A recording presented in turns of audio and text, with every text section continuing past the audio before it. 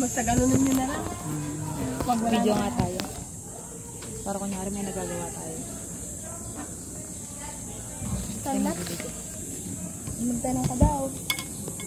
Ano, Victor? Magtanong ka ulit. Victor, kaya mo yan. Time lapse.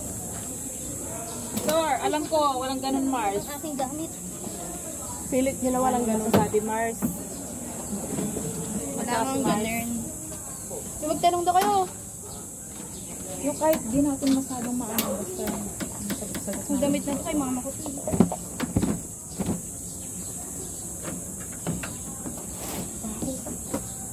Yun nga yung kanina. Nasagot ba natin yun? Kung bakit sa ibang bansa naging legal, pero dito sa Pilipinas hindi. Magbabalik ko sa kanila ka. Hindi nyo nasagot yun, di ba? Minurat nyo yun eh. Kasi may batas na ano. Batas? Anong batas yan? Sa revised penal code. Oh. Yung si Article 258. O diba, malalabag nila ang batas na iyon. Ano na kasi nakalagay doon?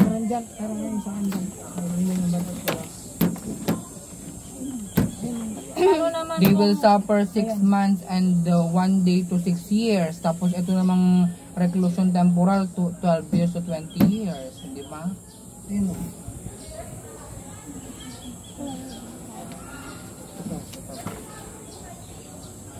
Ito ano to ati kasi ano mo to eh? Ito. Disclaimer na doon. Isang yung family na. Oo. Sana kasi yan yung sinabi sa GC.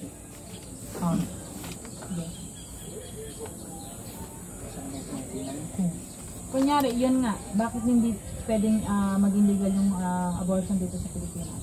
Anong pwedeng sila? Saan kasi yung ano mo? Ito oh. The abortion has been considered a crime since 1930. Ano? Since 1930. Abortion, crime na yung abortion. Considered criminal abortion sa Pilipinas. According to the revised penal code of the Philippines. Yan na yung pwede nyo ano. Sa ibang bansa, pwede. Maghanap ka ng ganito. Doon ka magpunta ka. Doon ka magpa-abort. Naman tayo. Ganito ba ibang bansa? Wala. Pag ginawa niyo matatawa si mama. Grabing debit to. Hindi na nga namin sabi-sabi gusto namin sabihin sa'yo, ma'am. It's a prank, anak ka po. Hindi yan, magkano. Ma'am, wala na mga brain cells namin. Tingnan mo. Silip ka sa utak namin. Sana dapat pasok ngayon eh kung wala siya. Ano ang debate? Ikaw, Victor, ano yung pwede mong sabihin? Pag kunyari hindi pa sila magtatanong, ano yung... Sila magtatanong. Ano yung parang sasabihin mo about sa abortion? O bakit hindi dapat Dapat illegal dito. Kasi sa Pilipinas.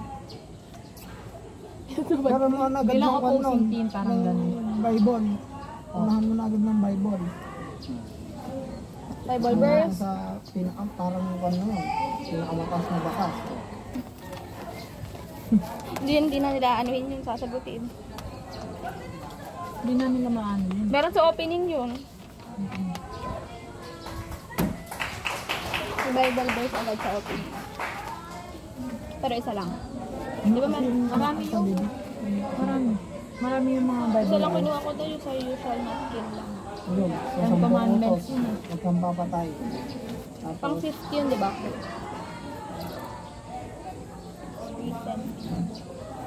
Tingnan ko sana sa dito. Sila naman Tapos, mauna dyan eh, di ba? Paano naman kung yung kaso is naging ni-rape yung batang 12 years old? Oh, hindi, bakit hindi pwede i-abort? Bakit hindi pwede niya pa-abort yung kanyang pinagubuntis?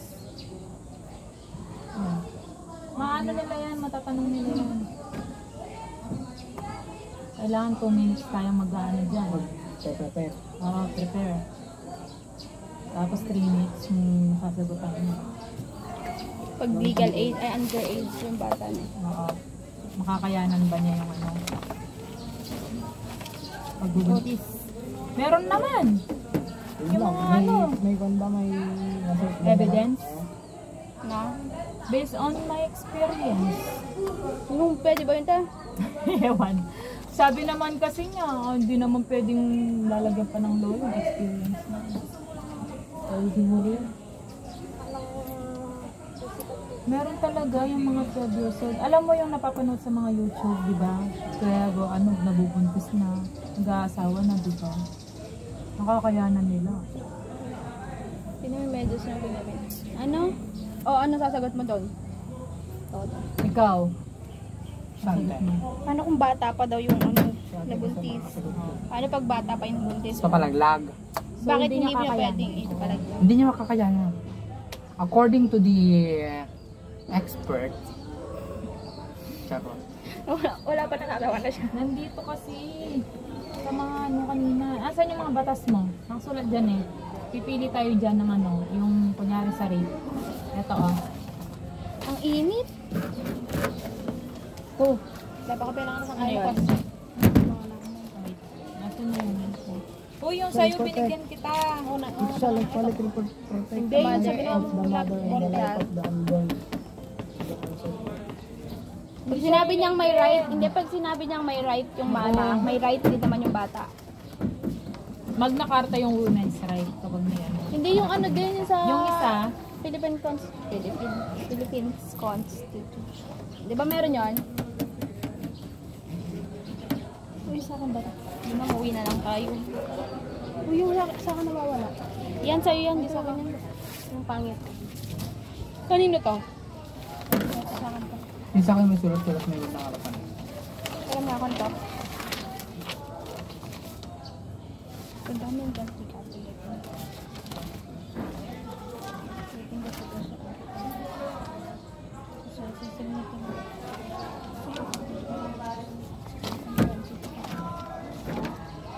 eh paano naman kung yung kaso is may ovarian cancer yung ano, isang babae? Wait lang. Paano niya wait lang. Ano ba yung kaso ko doon? Wait lang. Saan na yun?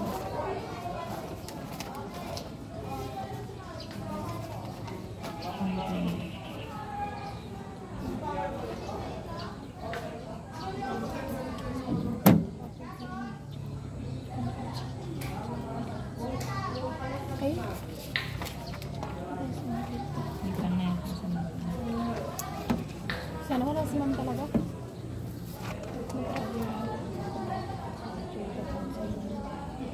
For example, nagkaroon ng ovarian cancer yung mother. So, dito kailangan pumili. Doon na doon si Orsino. Asan? Yung naka-black.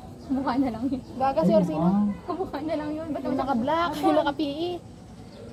Hindi siya yun. Grabe ka naman. Gagi ka ka kasi. Ninano ka kanyang dani ka, ha? Mukha na lang. Patayo-tayo niya pa.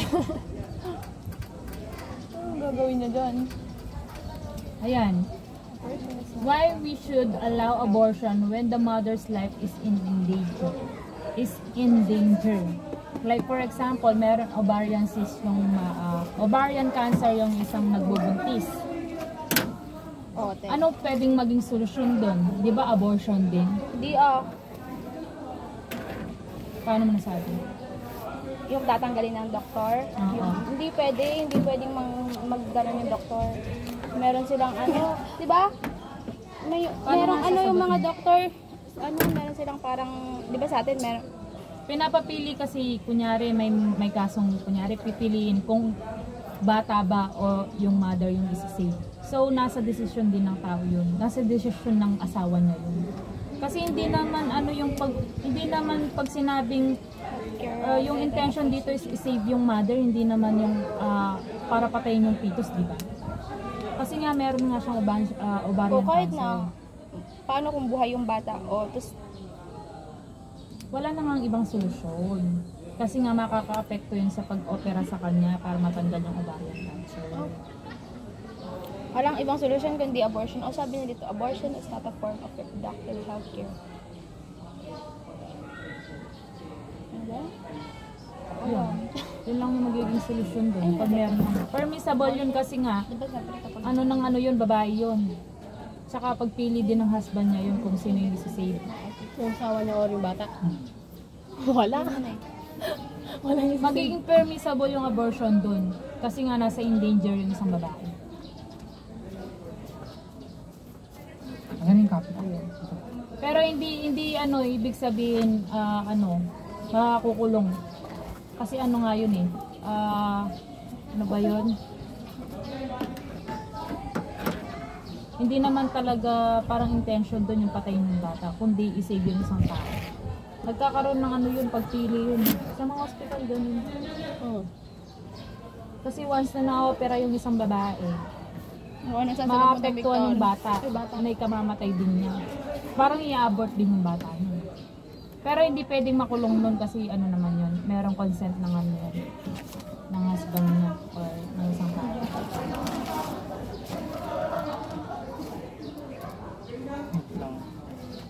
Pagsabayin mo lang patayin ako. Baka lang may problema. Uy, tara naman tayo. Ayan na naman. Parang ganun, Mars. Hindi pwedeng ano. Pwede ba yun? Alin? Pagsabayin na. Para minsan. For example, nasa endanger na yung isang nanay. Pwede, pero hindi nila pwedeng intentionally patayin yung bata. Pwedeng mamamatay yung bata sa procedure, pero hindi nila pwedeng patayin. Oo. Pwedeng mamamatay yung bata sa Sa opera. pagsasagawa ng procedure. Oo, pero hindi. Pero hindi naman intention doon is patayin yung bata. Intention doon Oo is i-save yung mother. Parang ganon. Permissible yun. Paano? Permissible, parang ano yun. Allow yun. Allow yun Pwede yung yan? gagawin nila. Naman pala, Oo, kasi papapiliin naman yung isang tao eh. Kunyari yung kasama niya doon yung husband niya. Masama papapiliin Kukuha yun. na siya ng consent. Meron akong ganun